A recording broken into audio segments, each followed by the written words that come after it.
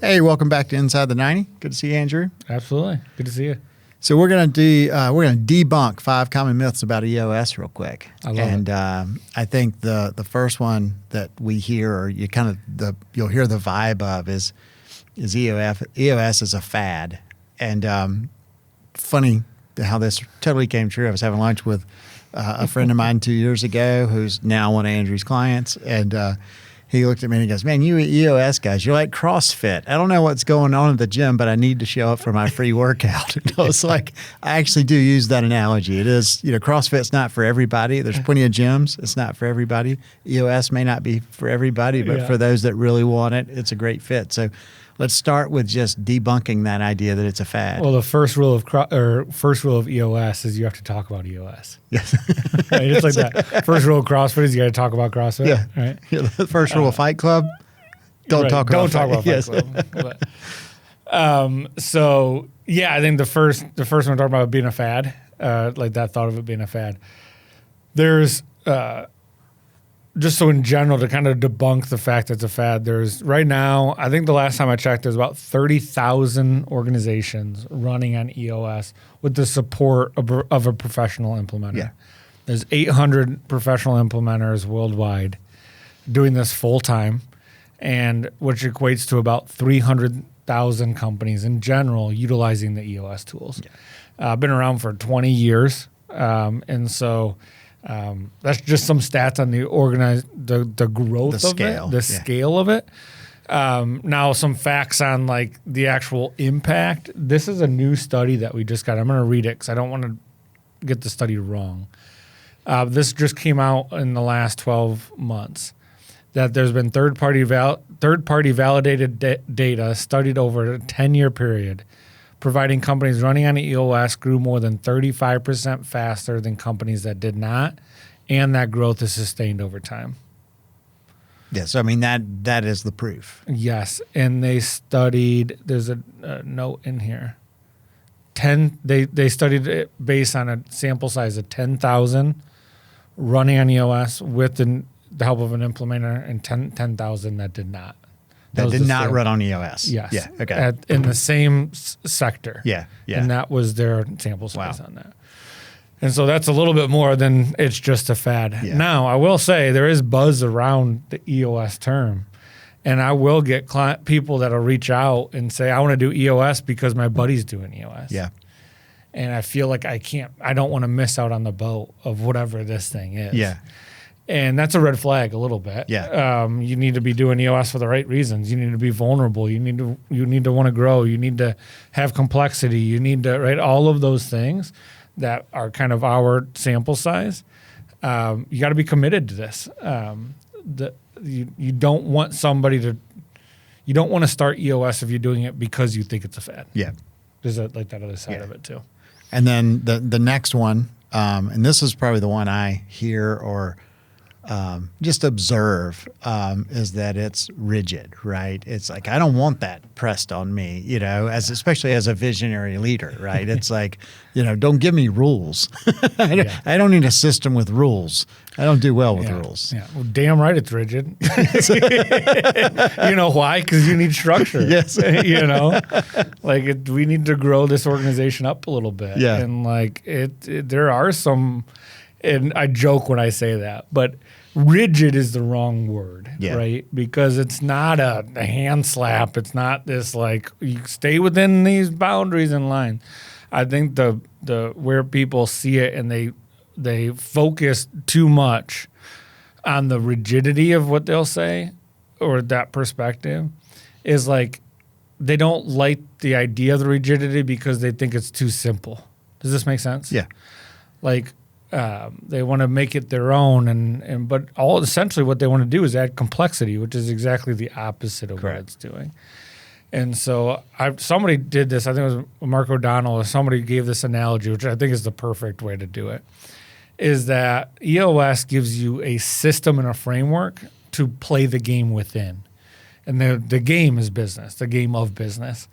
And so I think of a soccer field, like the EOS, what it gives you is the dimensions of the field. It gives you the rules of the game, right?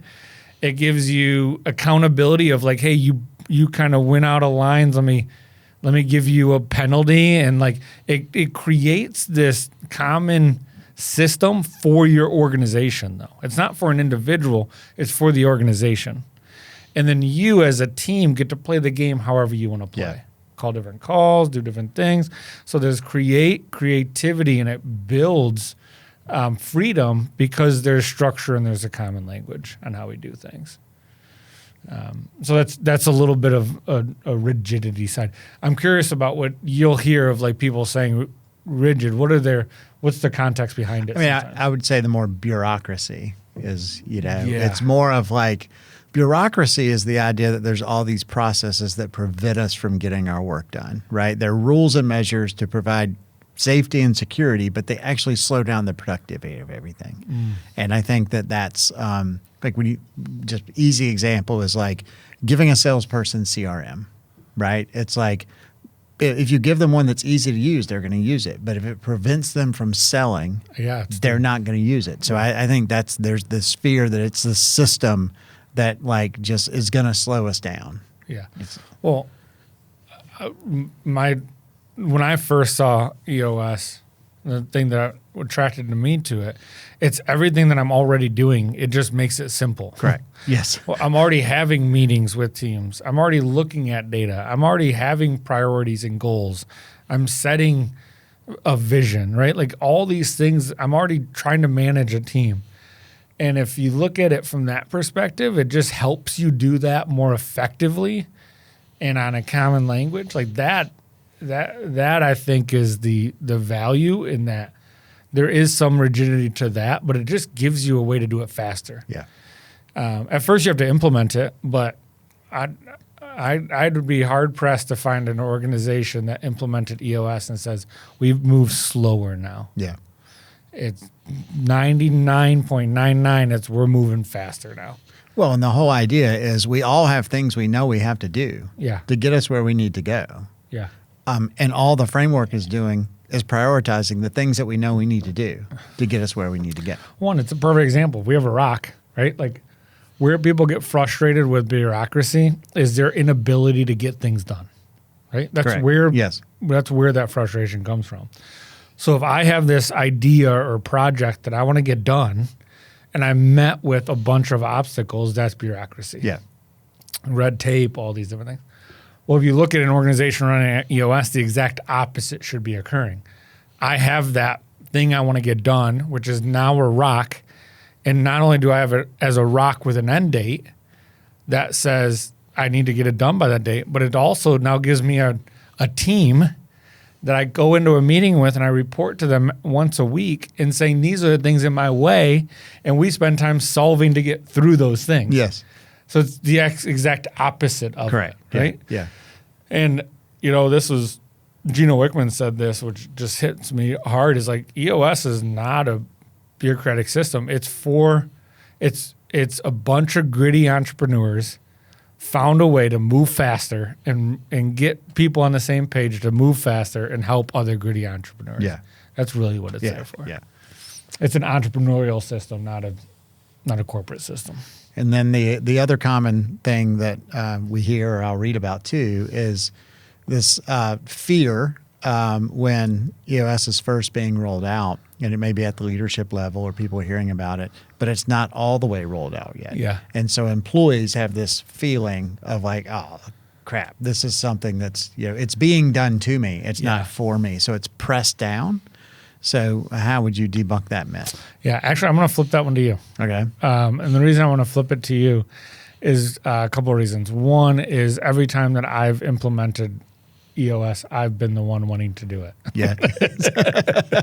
Right? Yeah. And I've helped teams kind of navigate this, but I think your first introduction to EOS was walking in and being, this is what we're doing. Yes. Yeah.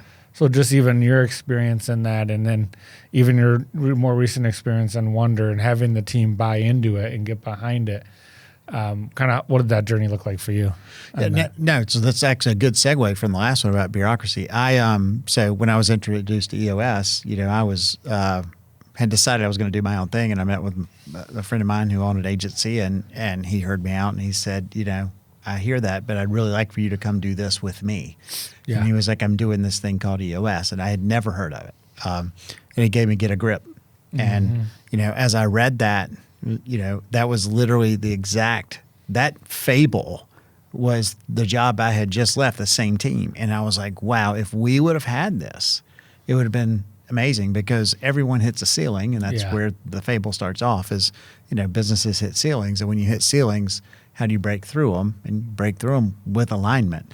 And so I read that, and we were I think I started on VB2. Okay. So they were 2 months in, and I started the third month as the integrator. Yeah. So I was highly receptive to it, because it was so fresh to me in understanding the pains that I'd just been going through. And I don't mean pain's bad. It was a great company with a great culture. It was a great opportunity. But I'm a high visionary, and so I just wanted to go do my own thing. But it was that moment where for me, I kind of humbled myself and said, all right, I'll be the little buddy. I didn't latch on the word integrator at first. I was like, I'll be the entrepreneur's little buddy, because I've been an entrepreneur forever. But that was my way of kind of bringing humor to, all right, I gotta humble myself. This is not my vision now. Yeah. And I got to go help someone execute theirs. Yeah. We did that. But as we began to roll it out, I think we were a smaller team, so about 12 or 13 people. So it was faster to roll it out. Absolutely. But I do think we saw a little bit of that fear, but just for the culture of the agency that they were bringing it into, they had core values, they had some of this stuff. So I don't think there was as much trepidation. What I find is two places. One is the team is gelled. You've been running on EOS, and a new person comes in. Mm-hmm. Like we had a new employee start this Monday, right? So if you're not familiar with it and you're stepping into it, there's a lot of language, and there's a lot of like, oh, I got to understand what this company does and what my job is, and what is this L10 thing, right? Absolutely. So I think there's that. Can I talk now? Can I not talk now? Yes. It's like it's so weird. Yeah. So I think there's that fear of I'm stepping in and the company's already doing it. I don't really know what it is. But then I think the bigger fear is... Yeah, I think that one's pretty short-lived, and it's just more of a comfortability. Yeah. I think the bigger fear really is this. I'm part of an organization that's starting to roll out EOS. Yes.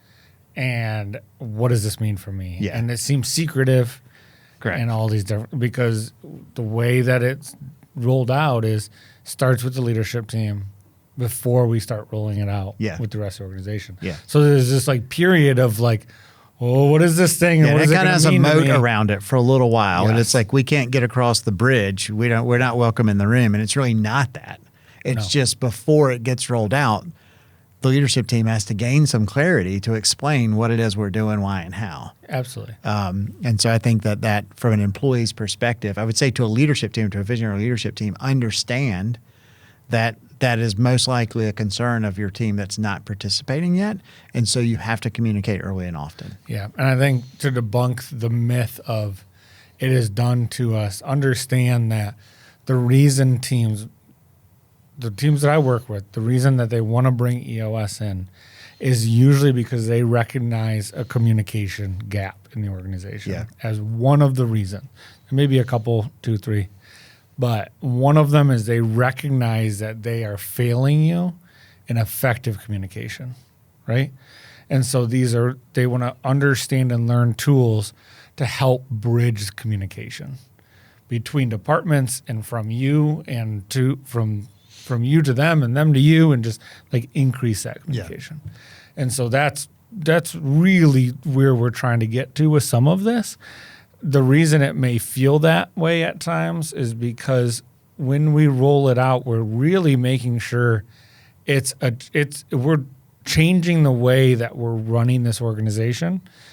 And we start with the leadership team because we want them to fully buy in and understand and master these tools. So when they go and teach you, they can teach you, not just say, well, I guess we're doing this thing. I don't know. Well, I guess we'll figure it out. Right. Well, two important phrases here. I think one is Jeff Ruby, right? EOS is caught, not taught. Yes. So that is true. Like when organizations start rolling it out, you're going to find that your team members latch onto it, and it's what they are looking for and what they need. Like our team, specifically creatives, Yeah. Creatives are afraid of process. Yeah. But and I'm a creative who hates timesheets, but so that accountability of tracking time I hate. But once we actually got, a creative L10 going, we got our team going, we actually have a timesheet metric, like they've actually found freedom in it. And they're like saying, this is one of the best things about working here. So I think the caught not taught is one.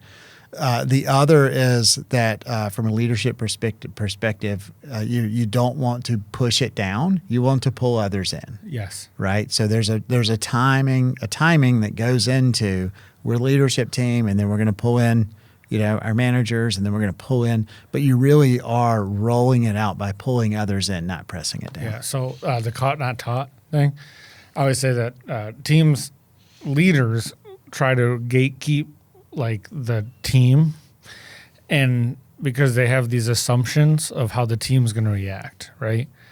It's like scorecards, a perfect example. A leader will have an assumption, well, my team's going to hate this. And what I'll tell teams is like, your team is going to like this more than you recognize, like, because it's caught. Like, your A players, your top people, they're asking for better accountability. Yeah. They're asking for more clarity. They're asking for ways to bring up issues in a healthy way that we can work through these things together. And once the team realizes it's a team thing where we're doing these things together, it's caught. And so the team pulls it down, actually. Yeah. They want it more, Yeah. right? Than it is where you need to even pull them or push at all. Yeah. So I think that's one thing. And then the other thing about when we do rollouts, one thing I do see teams do will roll out too fast, and they'll go 2 or 3 levels down, and it's too quick, and it's better to take a little bit more of a methodical approach to it. Yeah. So And it then doesn't feel that way. the fourth myth to debunk here is that in any way it replaces leadership. Yeah, this is a good one. When I hear like that it replaces leadership, is that it does the leadership for you, is kind of the way it is.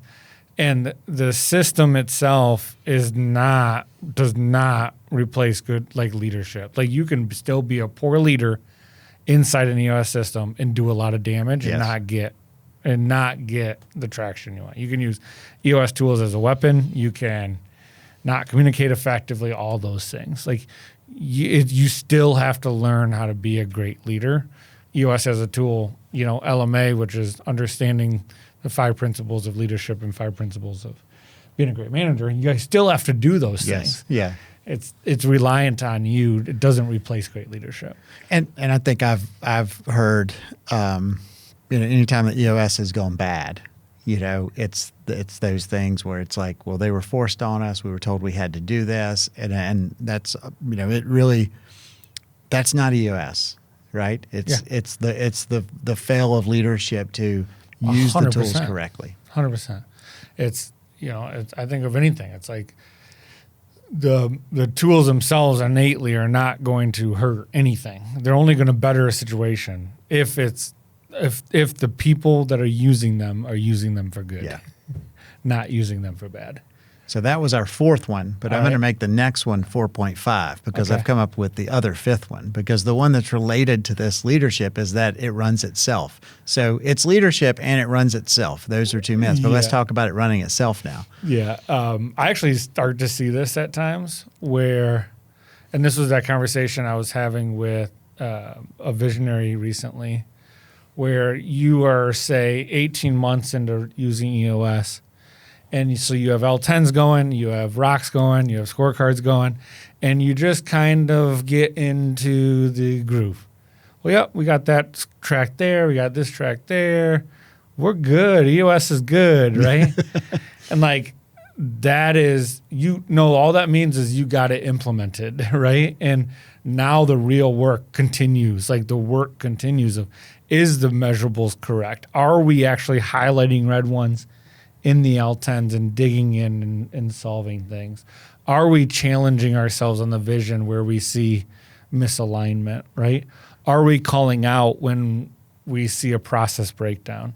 And so running itself is the mechanism maybe, but the work inside takes leadership, and it takes courage, and it takes focus to keep it going. Yeah. And then so that leads me to the fifth, which we didn't have on the board here, but I think it's the one that I don't know why we didn't think about it, which is just EOS isn't for my type of company. That's one I hear a lot. It's not meant for companies like mine, or we're different. Yeah. If you have people in your organization, EOS can help. Because at the end of the day, EOS is a system for managing human energy. It's about getting on the people on the same page, rowing in the same direction, and having tools to help us solve issues. So if you have people, it'll work. And that's just a testament to look at all the different organizations. I mean, Stacy and I and our family use the EOS principles and run on EOS. We, for this podcast, the two of us run on EOS.